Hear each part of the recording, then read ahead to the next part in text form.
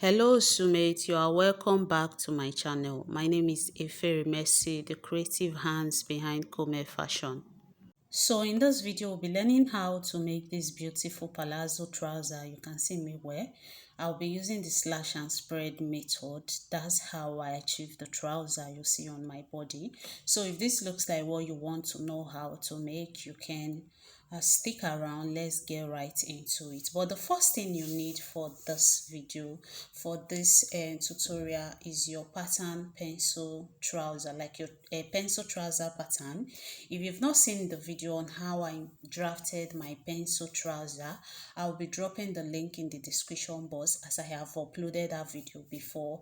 I am working on this one, and there is no way I will have to start from the beginning, the drafting of the pencil trouser, before we extend it to what we're working on, because I've noticed that once the duration of the video is too long, people don't even bother clicking on it. So I hope you understand how I drafted this pattern. The front and back were drafted separately. Do you get? So the video is right in my channel. You can go to the description box and check. So after getting your fresh pattern, after getting your pattern drafted front and back, do you get? You will get a fresh paper like you see me do in the video. Just get a fresh paper, place the pattern, the trouser pattern you've already drafted, place it on the fresh paper, but make sure that the pattern you are placing on the fresh paper, you have to pin it down so that it is stable for you to work on.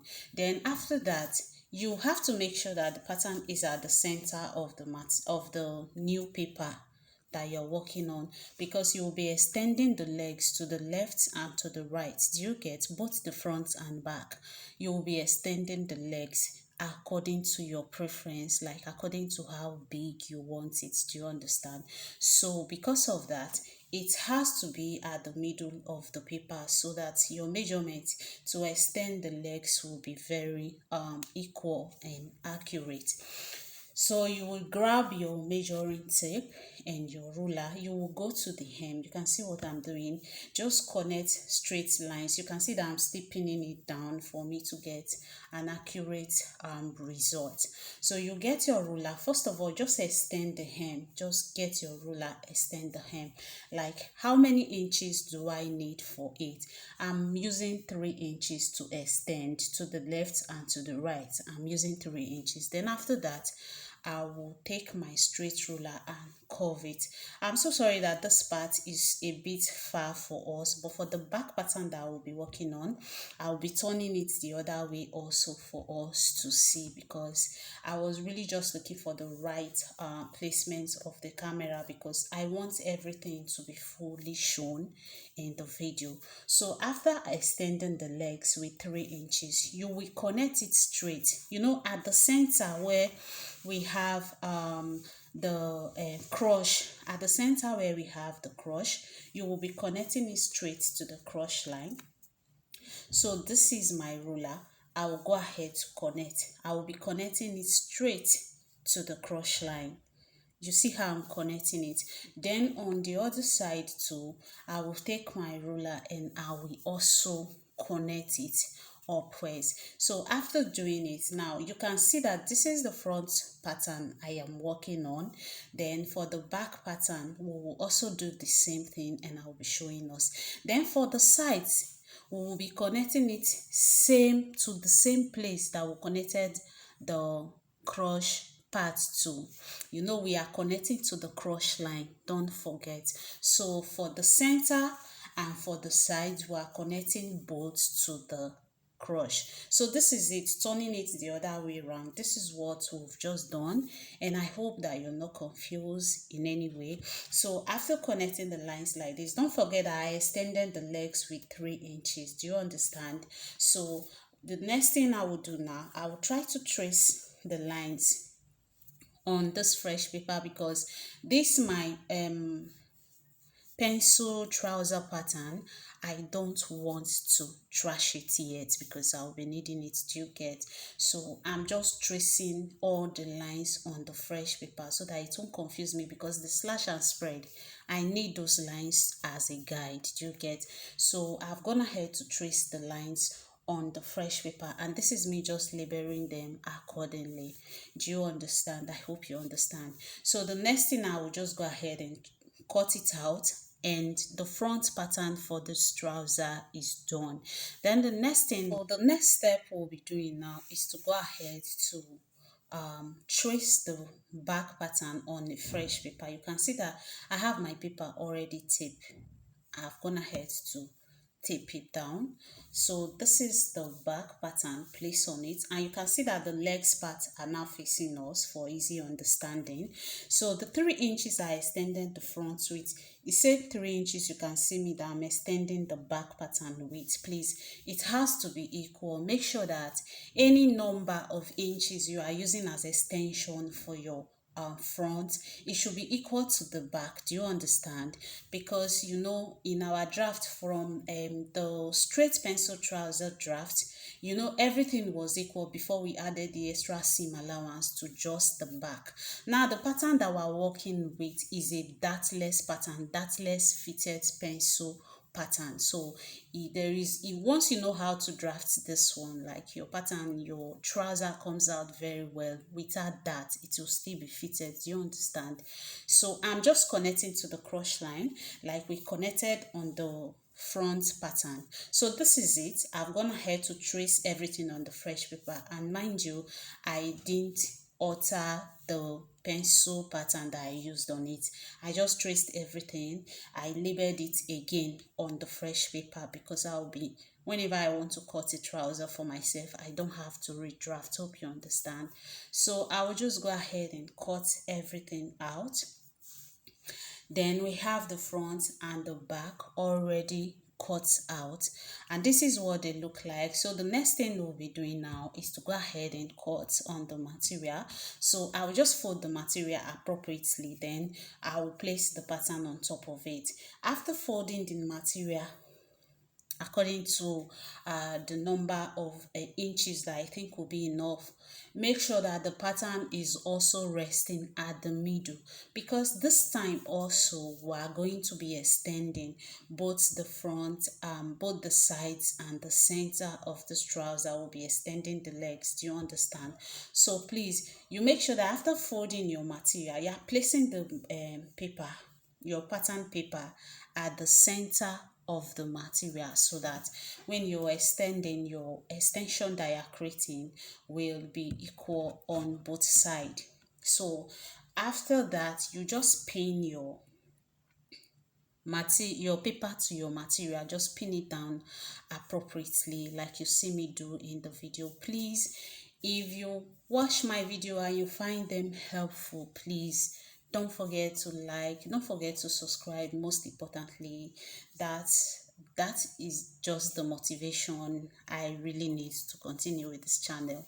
So the next thing I will do now, you can see that I've pinned everything. I'm just making sure that it is very clear and we're seeing everything I'm showing us. So after pinning it down, the next thing you have to do now, from the crush line, I came down by 6 inches. I came down by 6 inches from the crush line. Please, it is not from the tile line. The tile line is different from the crush line. I came down by 6 inches from the crush line, and I marked with my marker, as you can see in the video. Then from that 6 inches I came down with, I will connect it straight to the crush line. Like you see that curve, the crush extension we have, you see how I connected it to the crush line. Then from that 6 inches I will connect to the hip line by the side. Please take note of that. At the center of the trouser, you will connect to the crush line. Then at the side, you connect to your hip line.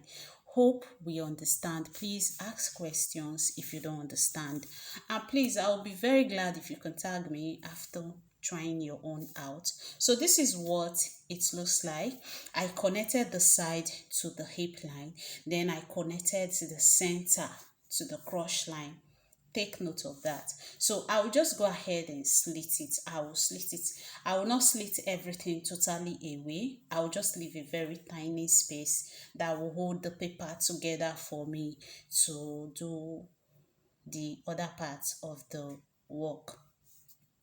So you can see that I'm pinning it down for it to be stable for me to work with. So this is me just cutting it. I will leave a very tiny part of the paper. Then this other side, I will just go ahead and slash it to the hip line also, leaving a very tiny part that will be holding the papers together for me. So after slashing it like this, what do I have to do? You extend it.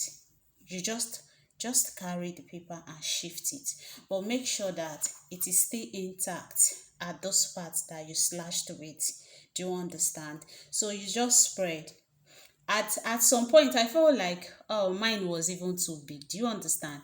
If you don't want it as bogus as the one you saw at the beginning of the video, please, you don't have to spread yours as much as I'm spreading mine.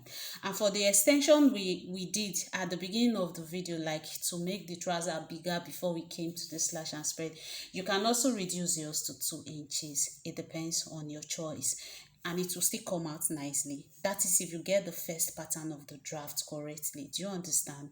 So this is me just pinning it down. I've gone ahead to spread it to both sides, and I've exhausted the volume of material I folded for it. So this is me just pinning it down.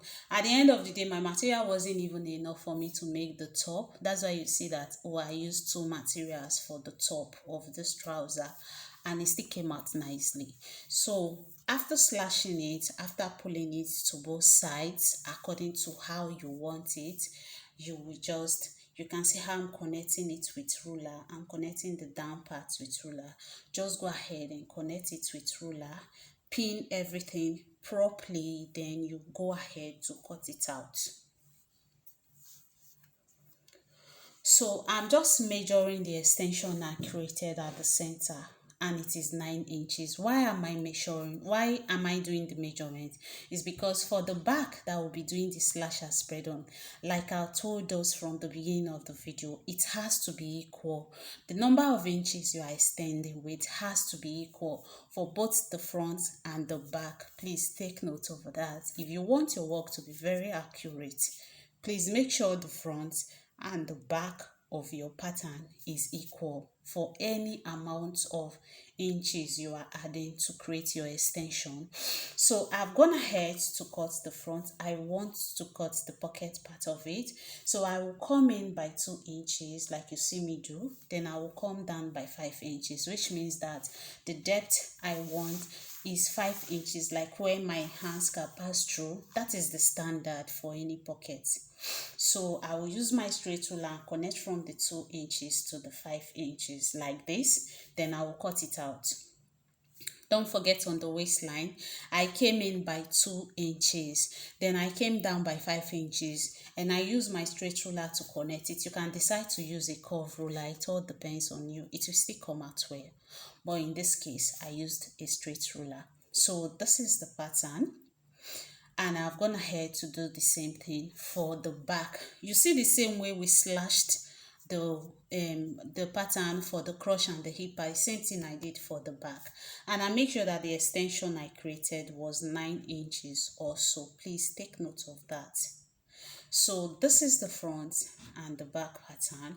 The first thing I want to do, the first part I want us to sew in the video is the pocket part. So we'll go ahead to attach the pockets to both sides of the front. Before we'll go ahead to sew and join everything together, it will be easier to attach the pocket first before we join any other parts of the trouser together. So this is me just removing the pins. After removing the paints, I've already cut out a square material, 4 of it. I cut 4 of it out. So these are 2. I have another 2 I've already cut out. My material is not so big. I would have wanted the pocket to be longer than it is here, but it's okay. It came out okay, but I would have wanted it to be deeper, if you understand what I'm saying. So what I'm doing here basically is just I'm just trying to create that slant and curve will make for the pocket space. Now I have to mark it for this pieces that I cut out. to create the pocket. So you know that the material is already square, and I have to remove that 2 inches and 5 inches that will remove from the side of the trouser. I'm removing it from two of the pieces I have. Do you understand? So these are the other two pieces that I'm not going to cut at all. What I'm going to just do, these are the one I've already cut out to the shape of the trouser. So for this other part, I'm not going to cut it, but I'm just placing it under the material to like just make sure that it is equal, like the curve. You know, the waist part to the hip part is not straight, it is curvy, whereas the pieces I cut is just square, straight. Do you get? So I'm just using my chalk to curve it out to make sure that it brings that shape on the waist part. That's what I'm doing here. Then the waistline area also, I have to make sure that it is straight. Do you understand? So this is what I'm just doing. I'll go ahead to cut them out like this. Then after cutting it out, the other parts that will slanted to fit in to this other pocket that will cut is the first part will be sewing. So this is me just notching the 2 inches, the 2 inch, like the area of the 2 inches that we're working with. You know, I came in with 2 inches, so I don't want to exceed the 2 inches when I'm sewing. Do you understand? So these are the front of the trouser. Then these are the pieces I've already cut out for the pocket. So I will pick one of it to attach to this other part. So this is how it is. You place it right side facing the right side. Hope you understand. That part that was slant, you know, we removed 2 inches and 5 inches from two pieces of the pocket. So we'll pick one of it now, right side facing right side. We will sew it straight from the waistline to where that 5 inches ended. Do you understand? So we'll just go ahead and sew, and after sewing it, this is what it looks like. I've gone ahead to sew it. So the next thing I have to do now, I have to do a top stitching so that my pocket will be relaxed. It will not be popping out. When I put my hand inside, everything will be relaxed. So I will go to the machine and I will do top stitching. And please, when you are top stitching, make sure that the extra allowance at the inside of the material is facing the small pocket part, because that's the part that will be inside. Do you understand? So that's what I'm trying to show us. So after sewing it, this is what it looks like. This is what we have on ground. So this is the other pieces that we did not touch at all. Do you get? This one is still intact. Like, we didn't cut any extra 2 inches and 5 inches from it. I don't know if you understand. So this part like this, if you remember, I notched it. So the part I notched now have to be at the point where the pocket part is starting. Like the 2 inches now, we've already cut out of it now. It has to start from where I marked in this other material that I'm bringing on. But because we've already sewn, like, I'm just pinning it down for it to be stable for us. But because we've already sewn like how many inches to join those parts together now, I will go ahead to move it inside a bit to make sure that, can you see what I'm showing us? So I had to move it a bit to make sure that at the end of the day, my hands can still pass through, because we've already sewn some inches away, joining the pocket to the main trouser. Do you understand? So you can see how I'm arranging everything. If you follow every step of this video correctly, your trouser will come out the same way mine came out that you saw in the video. So this is me now, just pinning everything down. Don't forget that this last pieces that I am pinning to it now, it is the right side that is facing the wrong side of the main fabric, please, because you will not want the wrong side of your material to be showing. Do you get? Because this part I'm working on now is going to be showing, so the right side have to face the wrong side. Do you understand? So this is it. You can see what it looks like. Then I will just go ahead to run straight stitches. Now I'm not running on the main trouser, it is the pocket I'm running on.